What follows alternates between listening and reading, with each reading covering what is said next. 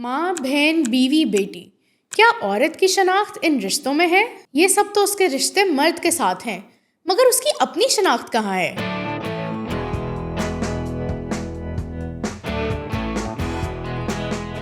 रोटी दे। और वेखण की नहीं है, रोटी दे। मैं किथों आया वा? मेरा घर है, जो मर्जी आवा। को जुबान चलानी है, चुप कर। अम्मी मुझे पैसे चाहिए। अम्मी मुझे पैसे चाहिए। वो घर के खर्चे के पैसे हैं तो मैं क्या करूं? अम्मी मुझे पैसे दे, नहीं तो मैं छीन लूंगा। क्या मर्द की शनाख्त के लिए भी इन रिश्तों को गिनवाना पड़ता है? नहीं, वो तो मर्द है, घर का सरपरस्त है।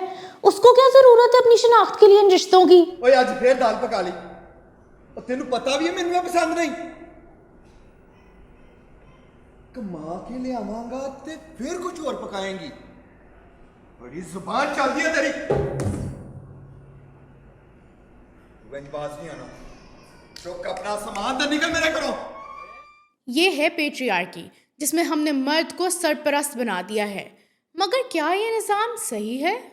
आइए ज़रा पेट्रियार्की को समझते हैं। पेट्रियार्की की बुनियाद इस बात पर है कि घर का सरपरस्त मर्द होता है और ख़वातीन की पहचान मर्द के रिश्तों से होती है, जिसका जिक्र हम पहले कर चुके हैं। मगर एक मसला ये आ जाता है कि एक जनरेशन अपनी जायदाद और विरासत दूसरी जनरेशन तक कैसे पहुंचाए, क्योंकि मर्द अकेला ये नहीं कर सकता।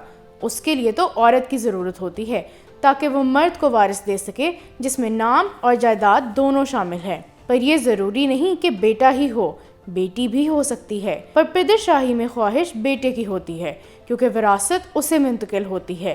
तो जब ख्वाहिश के खिलाफ बेटी पैदा हो जाए तो ख़ानदान में परेशानी छा जाती है। ख़ानदान की परेशानी की एक वजह यह है कि उन्होंने इस औरत की परवरिश और हिफाजत करनी होती है ताकि वो बड़ी होकर किसी और ख़ानदान को वारिस दे सके। तो इससे ये बात तो समझ आती है कि हम औरत को इंसान समझने के बजाय एक मशीन समझ रहे हैं, जिसने एक मर्द की विरासत दूसरे मर्द तक पहुंचानी है। आखिर में सवाल ये है कि आजकल के दौर में अगर औरतें मर्दों के साथ मिलकर काम ना करें तो घर नहीं चल सकते। तो आपको क्या लगता है, क्या अपने घर चलाने के लिए पेट्रियार्की को चैलेंज करना ज़रूरी नहीं है?